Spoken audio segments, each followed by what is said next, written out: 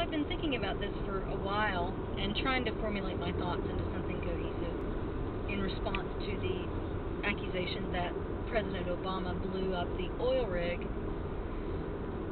for some strange reason to further derail our government. And I would like to just say, let's look at this logically. Which do you think is more likely?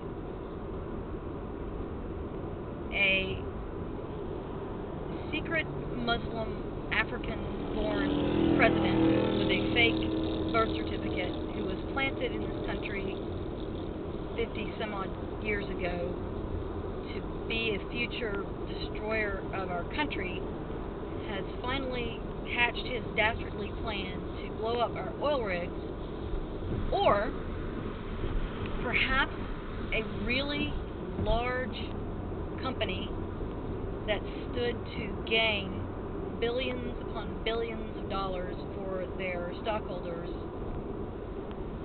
by cutting a few corners here and there,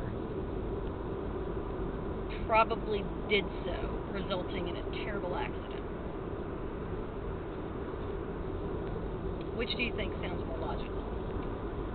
Now, before you make that decision, there's a few little tidbits of information that I've come across over the past few days that have been pointed out to me. And first is that BP, this is nothing new for British Petroleum as far as safety violations. That, if you remember that big refinery that blow-up-suated years ago, killing many, many people in Texas, they were written up and fined twice, not once, but twice, for the very same safety infraction that got all those people killed. But it was cheaper for them to pay the fine than to make the fix.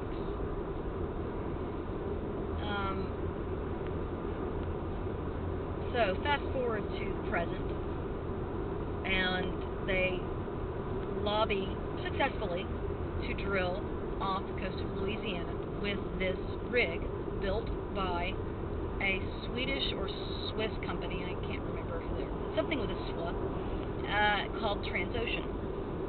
So Transocean builds this rig for them, which happens to be one of the few rigs that does not have a redundant safety valve on it should this type of accident ever occur. And the reason they're awarded this contract is because that cost-saving measure allows that rig to be built more cheaply. So, of course, BP chooses them, cutting safety once again. Then they choose to, because this rig is not fixed on the ocean floor, it's actually a giant ship, which means it is subject to international maritime law. So it has to fly the flag of a nation. Now, you would assume that that nation's flag would be English, or whichever the SWA country is that's involved in this rig, and you will find that that's absolutely not true. They were flying the flag of a small island nation off the coast of New Zealand. So your first question is, well, do they have some sort of corporate presence there? Is that the reasoning? The answer is no. They have no ties to this tiny island nation off the coast of New Zealand. When you look farther, you will find, this tiny nation off the coast of New Zealand has no real safety regulations for their maritime vessels. But that ship becomes the territory of the tiny island nation off the coast of New Zealand, meaning that we can't, our Coast Guard can't board. They can't do those safety inspections because they're not liable.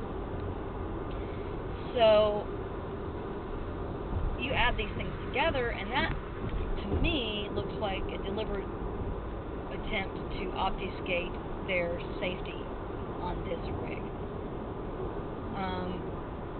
Yes, it's a little tinfoil hat, but it also seems fairly logical.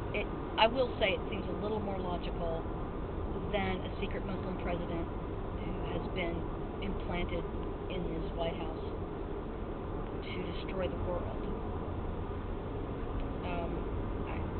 So there you go. But we're to blame for this as well. We've got to change our way of life, whether we like it or not. The model of profits above all costs is not working. People or corporations are so desperate to keep those profits high, they'll cut corners wherever they can. And the corners they cut are things like safety. And this is why you see accidents like this. So, like it or not, there's going to have to be some changes made.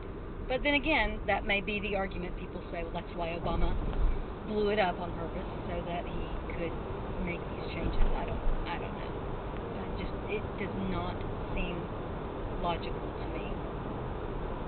But that's probably the best answer I can give to that argument.